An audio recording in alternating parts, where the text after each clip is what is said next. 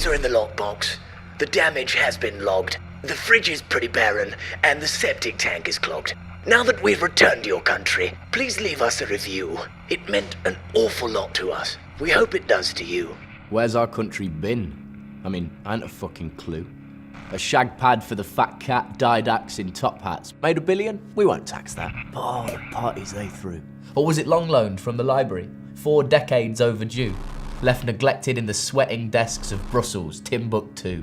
Dust cloaked and beer soaked, and the fines are through the roof. I mean, what do them lot even do? We say, let's reclaim the narrative, yeah? Give the day a good old seize. The only problem with us writing is, it'd kinda help if we could read. We've penned epics to be proud of, sure, but we've scribbled plenty out, spoiled plenty ballots, put socks in plenty mouths. We've laid down with the devil, soiled all the sheets, blamed it on the foreign food, then burned the bed and called it clean. It was us who censored queerness. It was us who shut up shop. It was us who took the hospitals, the railways, stop by stop, the mines and public libraries and vandalised the lot. It was us who sized up prejudice and went, I'd rather not. We had justice so far down our shopping lists we just forgot. It was us who glanced into the pantry and thought, we need not restock. We've a tin of beans and a bin of memes and a hotel chocolat teapot as our shaky second language slips to cheery monoglot. It's our finger on the button, just waiting for the nod, neglecting to recall precisely where we hid the bomb. It's the price one pays for sovereignty. Why do others' farts stink, but your own smells sweet though? Can't see the kitchen for the sink or the wood for the trees, so we'll fell the lot. Call it a crisis of ego. We were just a brick in need of a window. There's a man in first class who is one big chino, stuffing his face with gourmet bourguignon, reading the paper that came free with his Evian. Won't raise a well-bred eyebrow at the beaches or the slaughter. Someone's drowning over there, so it's pretty easy to ignore it.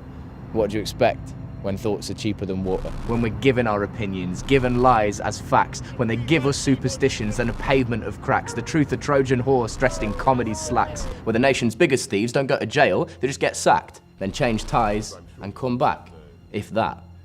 We're being strong-armed through a door and then applauded for entering. There's blood on the floor that we're forbidden from mentioning. Stockpiling food like it's the 1940s, but the war we're fighting's with our self-importance. They're bringing the thunder and acting the thug, then sweeping it under and blaming the rug. A sociopathic lack of compassion.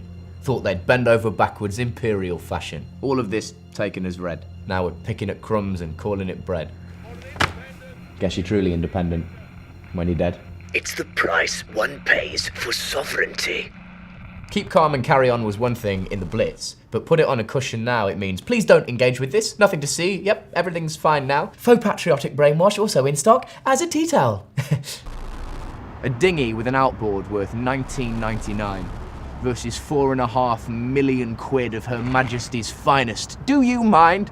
Throwing shapes in the channel like an autocratic weatherman. A proper British ship, is that? Built in the Netherlands.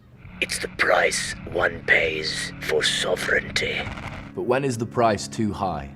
When do we say enough? No thanks. When do we turn our eye on the self-serving press and the fascists and banks? When do we clear our throats?